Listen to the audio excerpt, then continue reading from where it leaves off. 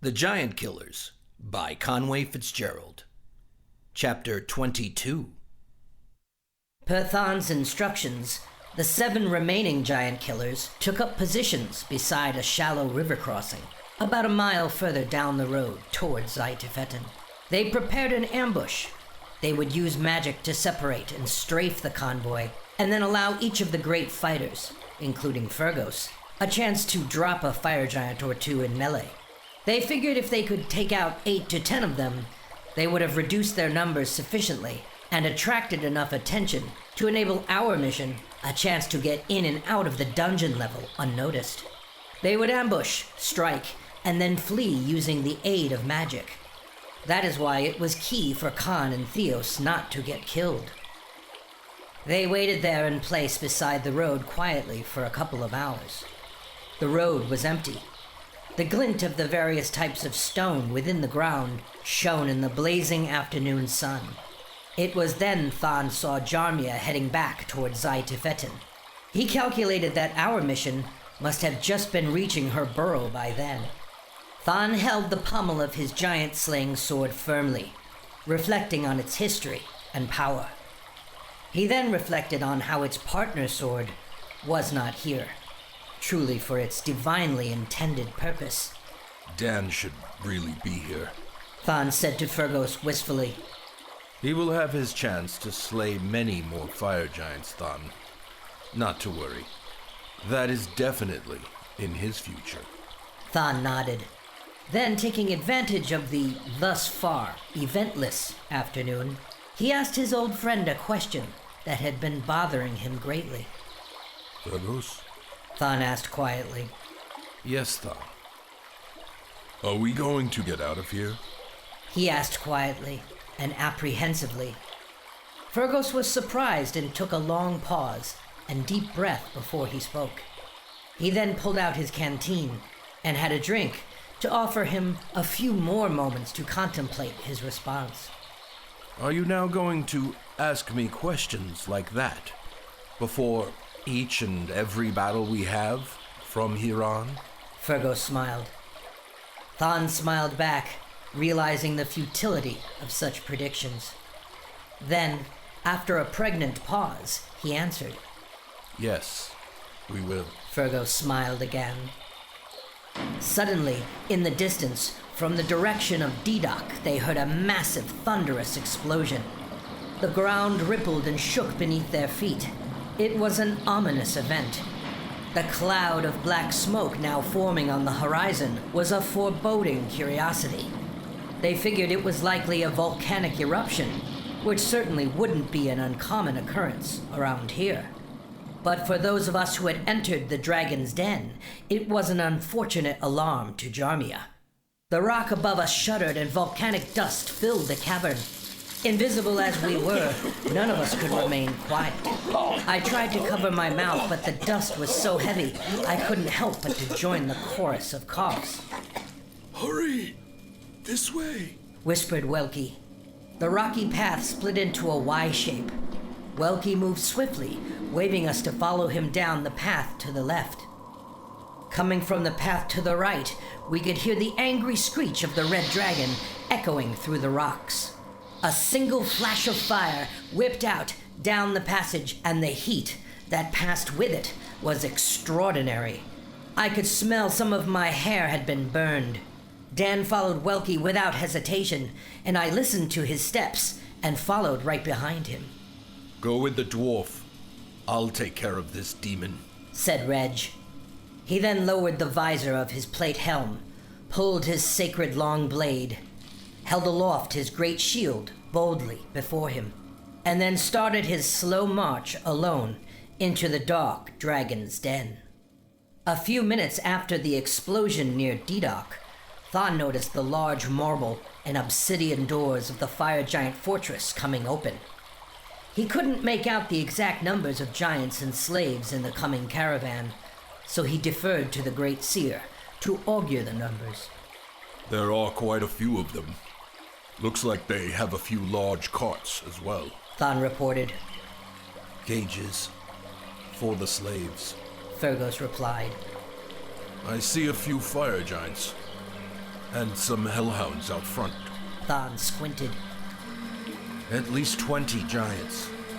11 hill, 6 fire, a stone giant, and a couple of ogres under the control of a squad of orogs. This might be more than we bargained for. Fergus relented.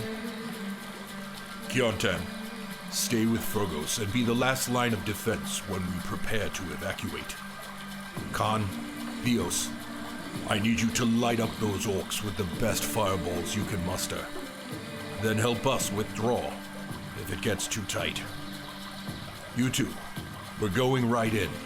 Remember, stay low, strike low. And don't forget to move as you parry. You can't block a fire giant's blow with these shields. Thon reminded the two fighters. They were excellent, strong, and very skilled fighters. They were experienced, but just not with giants. Thon turned to speak with Khan directly. I'm going to try to draw some of the fire giants away, back towards the gate. Khan, I could use a lift out of there when the time is right. Several minutes later, when the caravan finally arrived, both Khan and Theos launched massive fireballs to either side of the orcish platoon that was leading the formation. Fire attacks like this would do nothing to the fire giants, so our wizards prepared other attacks and magic to add to the confusion. Both Khan and Theos flew above the giants. They had created many mirror images of themselves, so they appeared above them like a flock of angry birds. They rained down magic missiles upon the hill giants, who threw rocks and small boulders back up at them, without effect. The fire giants stepped back and took defensive positions while the wizards dropped their minions. Sadly, Khan was unable to spare the lone stone giant to add him to his flock. Kiontan took the angered giant down when he got too close to Fergus. Theos then created a phantasm of hundreds of human men charging at the fire giants from all sides. The giants stepped back further and formed a defensive circle, swinging their weapons wildly at the phantasms until they realized they were not real. But that offered Thon, Kane, and Gladjusantai a chance to mix in amongst the illusory army. Each of them capitalized on the opportunity and delivered a savage and unexpected blow upon one of the unsuspecting fire giants.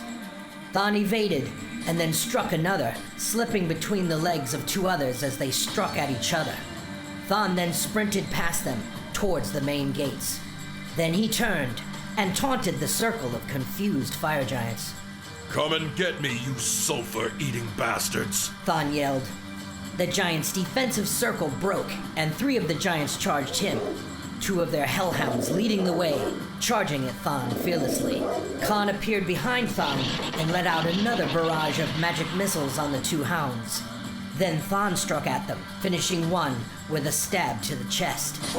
He then pulled his sword, stepped back, and parried the other hound's jaws back as it made fire-filled bites at him.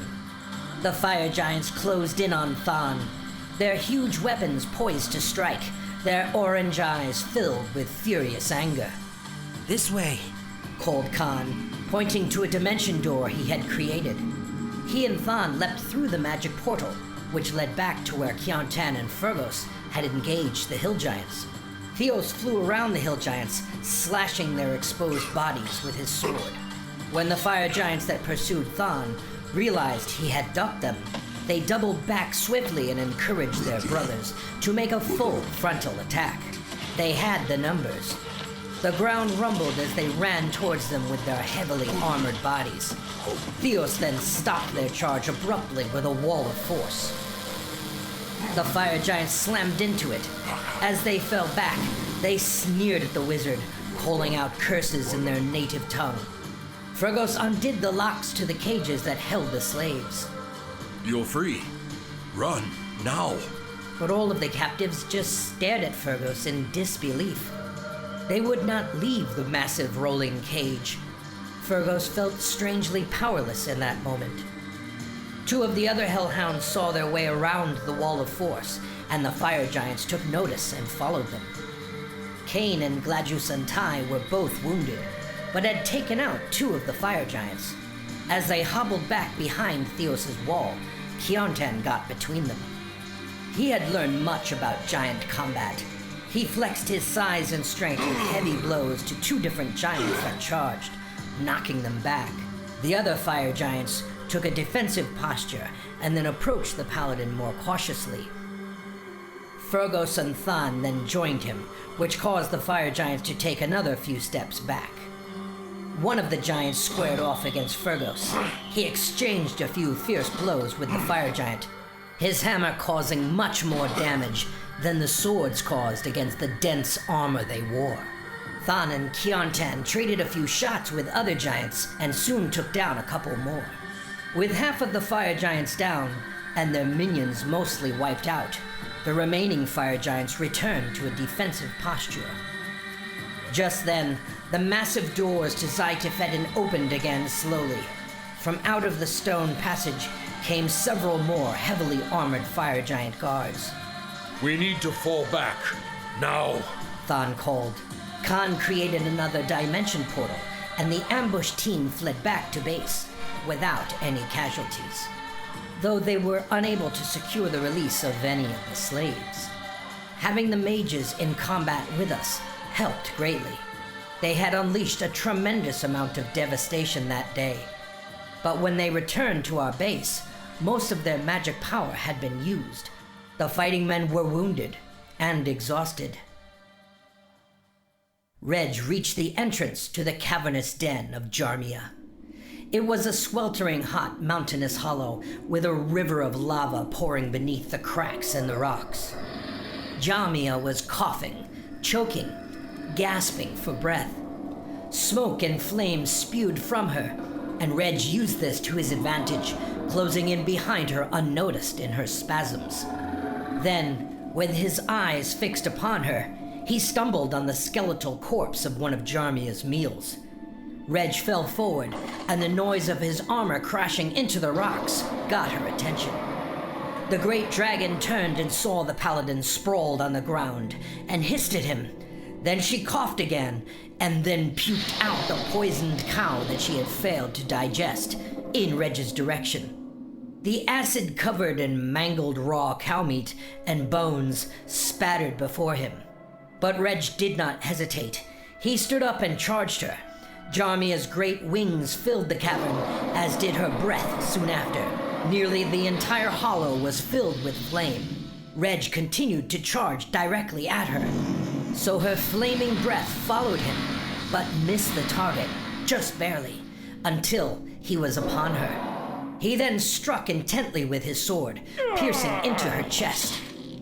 The dragon then collapsed her mighty talons on his body reflexively, then bit down on his armored head. Reg bellowed in agony as her massive jaws crumpled his helmet into his head. Yet despite the intense pain, he persevered and pushed the sword ever deeper into her body. When he could not make any more progress into her abdomen, he pulled away, using all of his strength to break her clutches, which tore at his armor. Her teeth ripped the helmet from his head, but fortunately, his head was still intact. Reg then struck at her talons, hacking off 3 of her razor-sharp claws. She pulled back and took a position deeper in the hollow to hide her wounded body. She then inhaled deeply and poured fire down upon him. Reg held his shield before him with all his strength. His exposed face was being burned by the heat of the dragon's breath. He called out to the Allfather for strength. Jarmia shrieked and then tried to close in for the kill. But Reg was ready. As she flung her mighty jaws at him for the killing bite, Reg turned at the last moment to evade her, dropped his shield, and then thrust his sword with both hands into her exposed neck. Jarmia pulled back. Reg held on. He grasped her exposed neck and spine with his right arm and pulled on the sword's hilt with all of his strength, ripping the sword down the length of her neck. Each inch that the sword cut, further down her neck, more fire, smoke, and putrid acid poured out from the wound. He persisted, pulling the sword further, cutting deeper into her neck. Reg was swung about the cave, smashing into the walls, but he held on until she fell, and they both crashed down into the rocks. Jarmia's dying head lay to one side. Her exposed eye was fixed to Reg as he pulled himself up off her. She hissed and growled, unable to move or breathe again. Reg took a step back, thanked the Allfather, and the great dragon expired. He then noticed that among the bones and treasure that made up her bed, several nearly mature dragon eggs lay nearby their slain mother dragon. Reg took the initiative and also destroyed her brood, slashing and stomping on the eggs violently. Reg had achieved a pinnacle of knighthood within the worldwide order of paladins. This was a great victory that he reckoned he could now share for decades to come. Wait until I tell Brother Kiontan about this, he thought. But it wasn't to be, for behind him, at that very moment, the cavernous dragon's den filled with drow guards, dark elf males armed with handheld crossbows. Before Reg knew they were there, he had been struck over a dozen times. He pulled one of the darts from his exposed cheek, and another from his neck. Then he turned and saw them, a squad of dark elves dressed in fine mesh armor. They pulled their swords, daggers, and buckler shields. Reg engaged them, but after a few rounds of ineffective, almost drunken melee, the effects of the poison overcame him. It was a sleeping drug, and despite his mighty constitution, he could not carry on the fight any longer. Reg collapsed, and then became a prisoner of the drow. Welky scurried faster and faster down the winding passage until we reached a pitch-black dead end, and he stopped. The dwarves whispered to him in their language. He responded with a few words, and then the dwarven priest created light for us to see. We were stopped before a large iron door. Welky waved back towards me. The elf! Where is she? He whispered. I was listening to the sounds of the battle between Reg and Jarmia, trying to picture in my mind what was happening by way of the distant sounds that echoed through the cavernous passage. Elf! Ermine, Said Dan, bumping into me. where are you? He called out.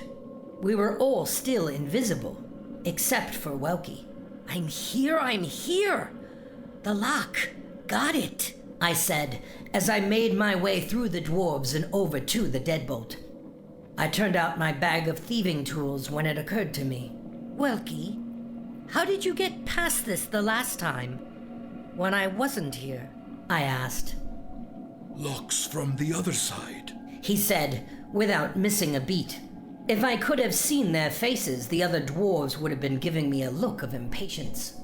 I grabbed the hand of Oren, the dwarvish priest, pulling the light he held closer to the lock. One thing I could not do well was see in the dark, and lock busting was not my specialty. Once again I felt Dan's girth bump me from behind. Can you do this? He asked me. Now I was getting insulted. I used one of my simple long pliers and inserted onto a one latch and turned it. Then I put my things away. He asked again. Well, can you? It's already done, I said dismissively. I then pushed the door open slowly.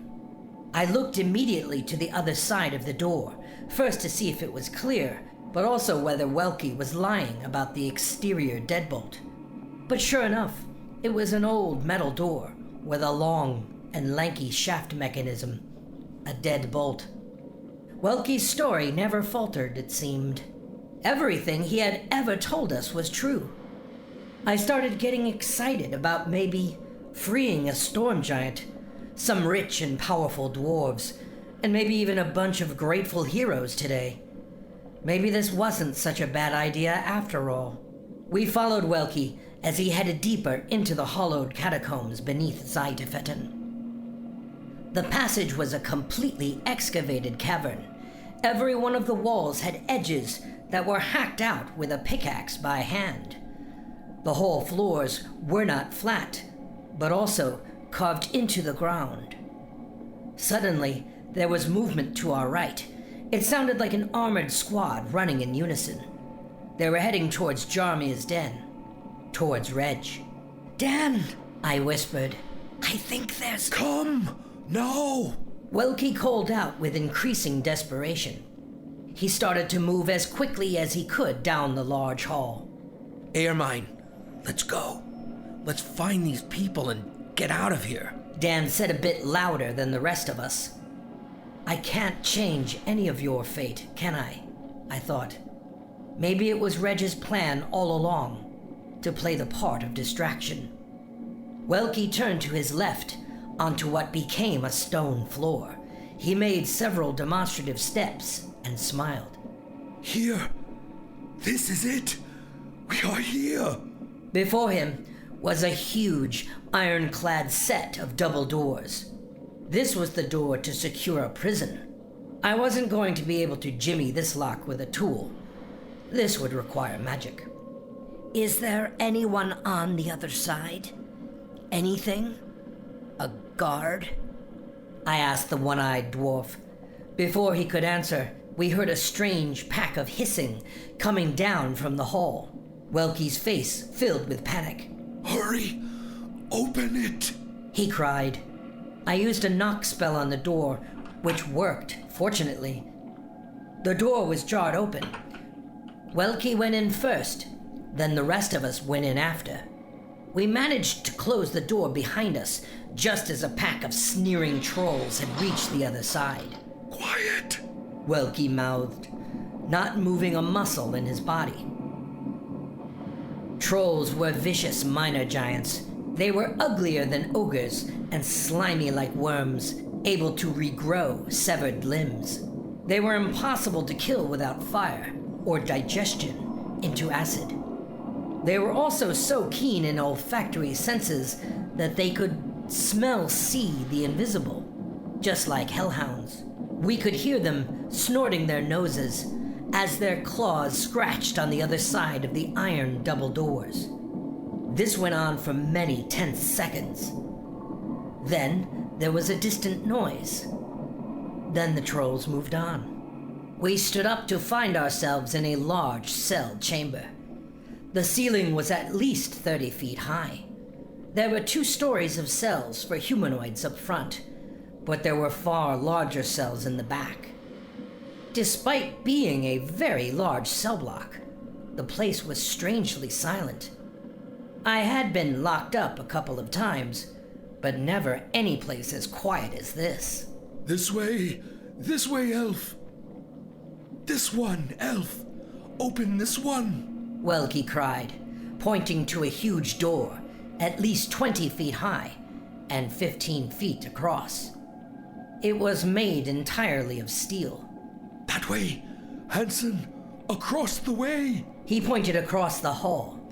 Hansen had brought thieving tools of his own. Welky pointed him to the largest of the cells, the dwarf pen. It was opposite the largest cell he had pointed out for me. As I looked up into the cells, above and all around, there was no movement, just a lot of shadows and silence. Ermine, are you here? Asked Dan near the door where I waited. Yes, I responded. That's a big door. I may need your help pulling the latch. Of course. He said. I then reached my hands out to find out where he was exactly. I need you over here. I moved him directly under the lock. I then climbed up on his shoulders. Even on my tiptoes, my long plier couldn't get the right angle, so I leapt down. I then used flying magic and flew up close to the lock. I looked into the keyway and could not see the spring, so I took a smaller pin and then tried inserting a snake clip deep into the cylinder. I heard Hansen say he had it, and then he opened the door opposite me. So now I really had to get this thing open. I jiggled the snake clip until I snapped the bolt inside. It turned. The massive lock was picked. My largest lock I ever picked. I was so surprised I was able to do that.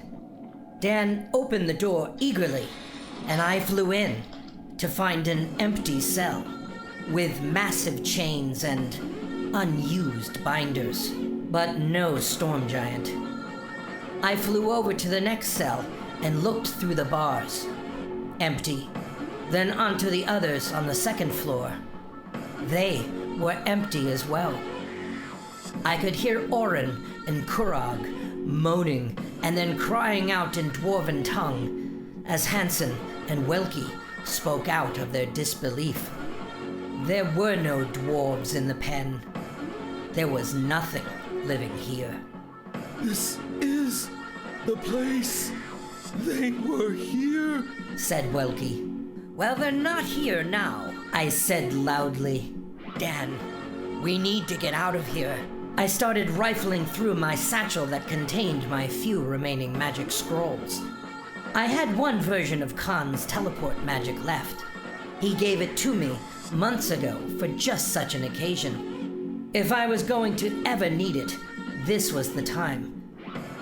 Unfortunately for these dwarves, I could only carry Dan with me, but I wasn't sure which tome of scrolls it was part of. I was distracted by the ongoing argument among the dwarves. I tried to keep tabs on what they were saying. You dwarves, we may need to fight our way out of here, but we can make it. Ready yourselves, Dan said confidently. Okay, let's go. I could hear him marching swiftly towards the large iron double doors. Ermine, can you open this again? I was still rifling through my satchel while he asked, looking for my teleport scroll. On the other side of the metal doors, I could hear the trolls had returned. They pushed, scraped, hissed, and snorted at the doors. Then, there was a jangle of keys. One was inserted, and then the latch was turned. The large iron doors opened. Through the open doorway came the fire giant warden. He was big and bald. He let in a dozen or so trolls with him. They saw Welky and ran towards him first. I put away my satchel for now and called upon some simple fire magic to distract and hurt the troll pack. Dan went for the warden, who was completely unaware of him, until Dan's giant slayer had cut his belly open.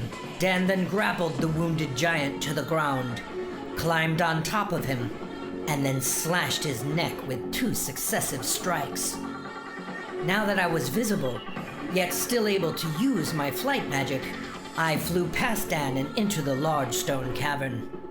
Dan, we need to get out of here, I yelled frantically. To my left, I could see another massive wall of bloodthirsty trolls coming our way. I called out to Dan again, but he had already re-entered the cell block to aid the dwarves. As the trolls closed in on me just outside the door, I tried to cast an advanced fire magic, but didn't have the time. 2 of the charging trolls knocked me to the ground. Then several others grabbed me violently and lifted me off the ground. I could not fly away. They carried me down the hole as I screamed again for Dan. Then they shoved me with their arms extended, slamming me into the rock wall. One of them bit down towards my face. My hands were now free, so I pulled my short swords in time to hack the hands away of one, and then decapitate another. I exchanged shots with several others and got hurt pretty badly, but as I stood again for battle, I was once again overwhelmed by their numbers. Several more tackled me. They scratched, clawed, and bit at me as I fought desperately for my life. There were so many. I tried striking back, but they surrounded me and grabbed my arms and legs. I dropped both of my short swords as they continued their relentless attack, pulling, scraping, and biting. I was now badly wounded and being dragged towards the dragon's den. Several more trolls joined the mob. They snickered as they pulled at my hair and ripped my clothes. The mob of trolls had pulled me near the iron door that led to the cavernous Y. and the exit.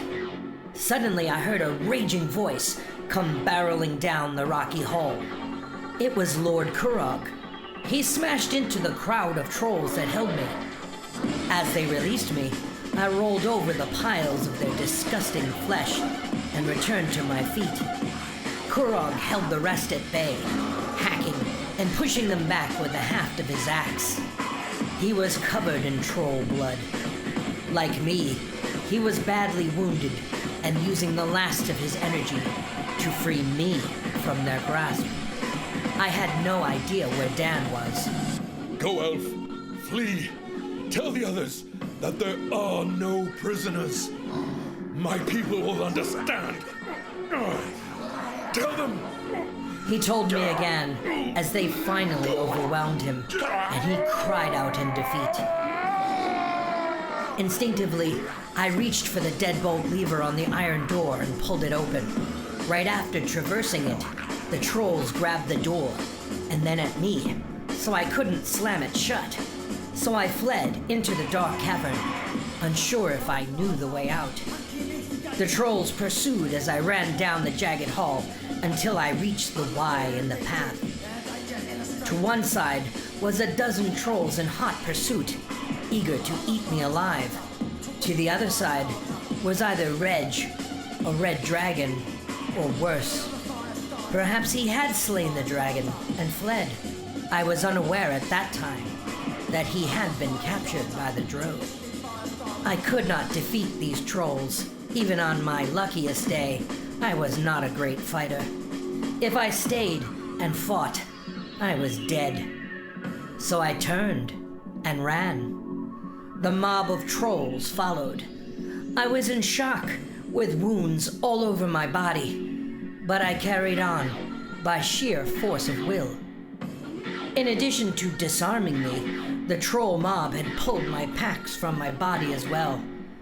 I no longer had any weapons or thieves' tools.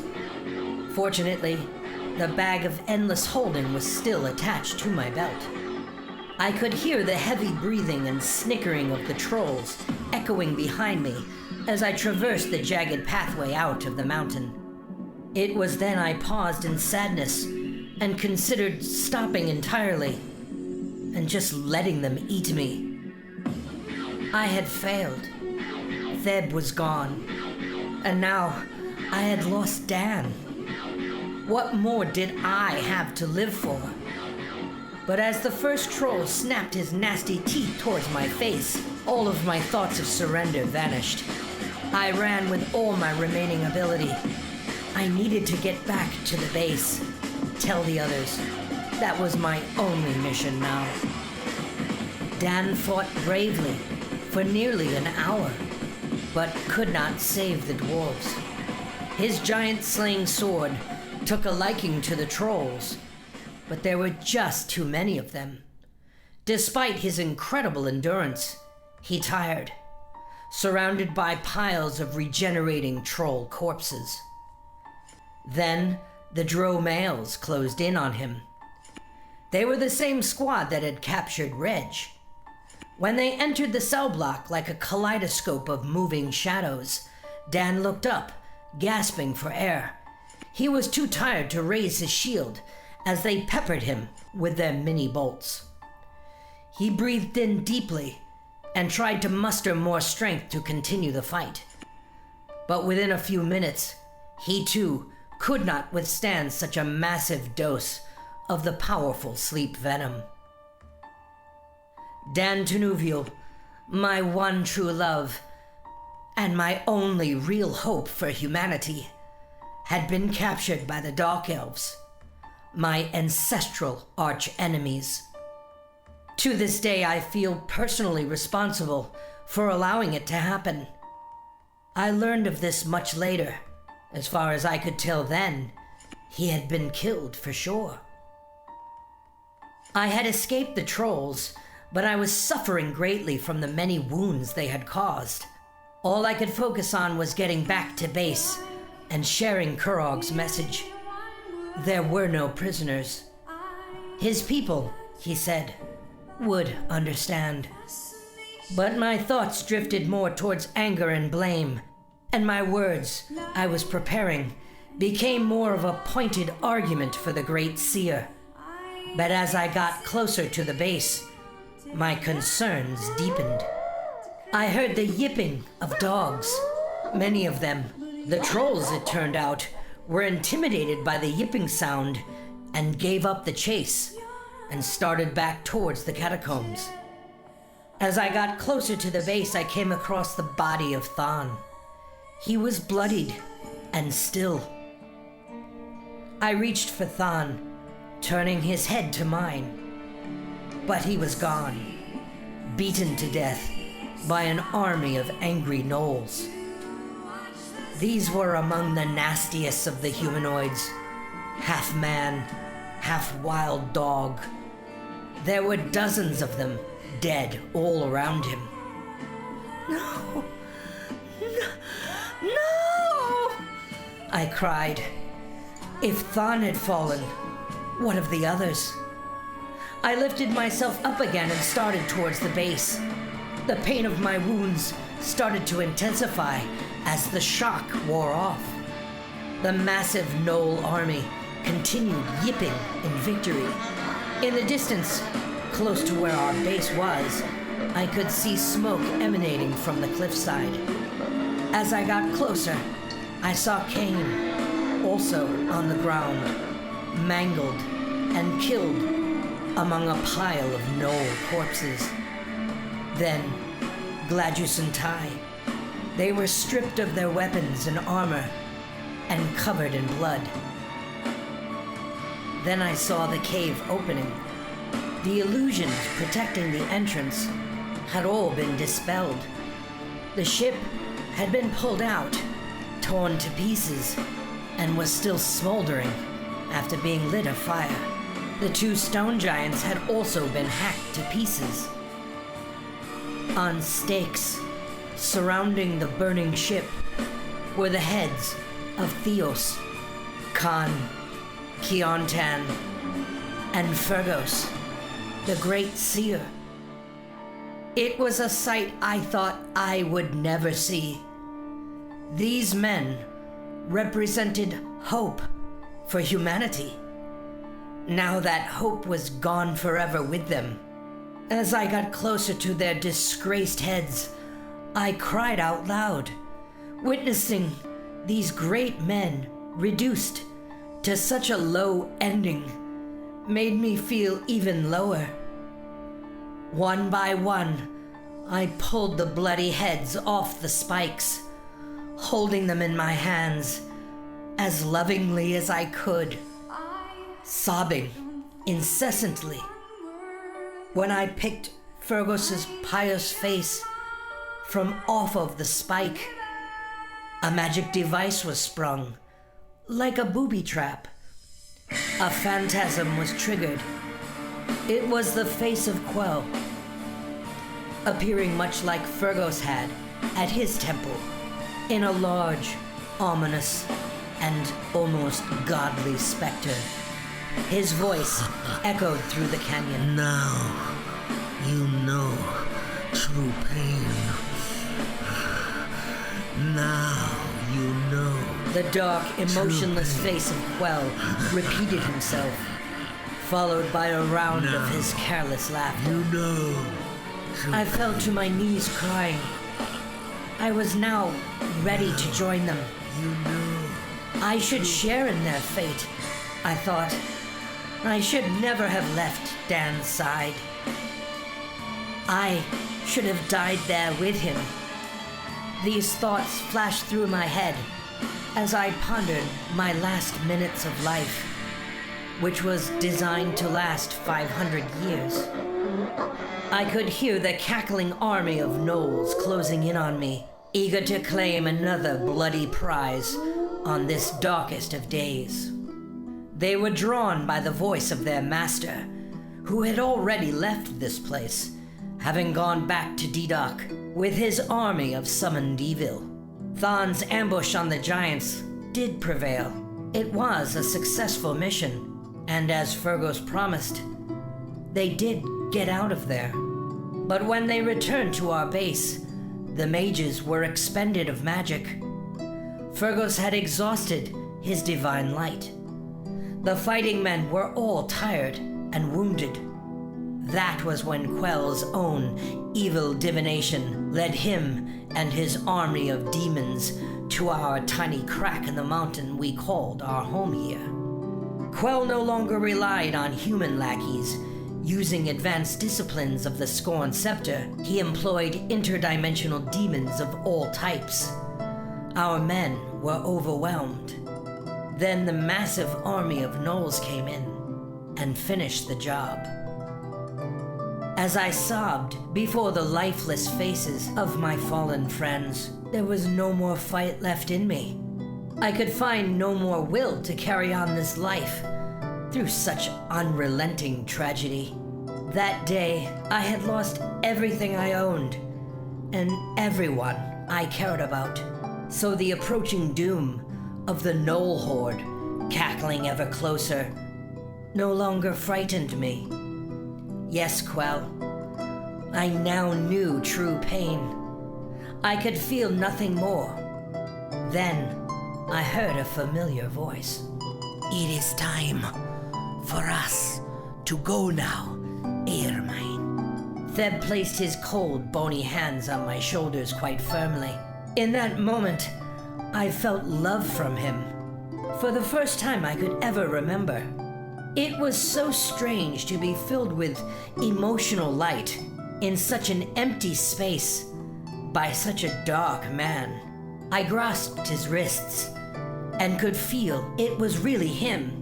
But before I could speak to him, before I could feel joy again in the confirmation of his being alive, before I could ask where the hell he had been over the last few treacherous days, before I could protest his actions, he spoke his soft magic words, and we were both teleported away.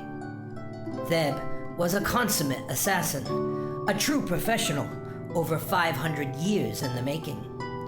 He did escape Dedok, though he never acknowledged my telepathic warning, saved his ass that day. But that's how he was, alive and correct in his choices, always. We were back as guests in my least favorite place in the entire known world, Czi Teffeton. Once again, I would find myself a virtual prisoner in the mountains of the southern wilds. Czi Teffeton was still located, at that time, at least 1,000 miles from anything human, though Theb could still excuse my presence there, but not at Tel Suma. If he took me there, he really couldn't guarantee my safety. This stronghold was a mountain elf installation. These were his people, and they respected him.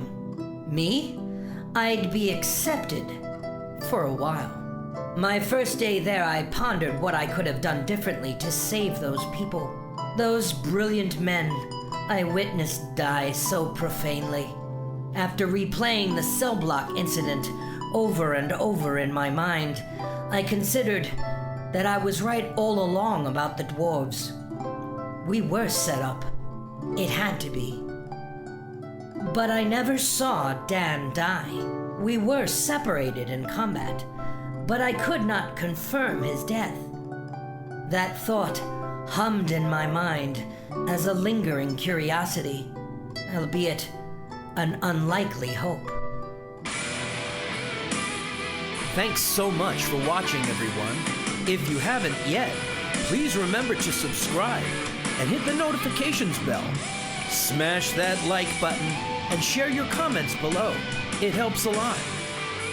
If you'd like to help get this book published, consider becoming a Patreon supporter. And as always, share these stories with your friends on your favorite social media.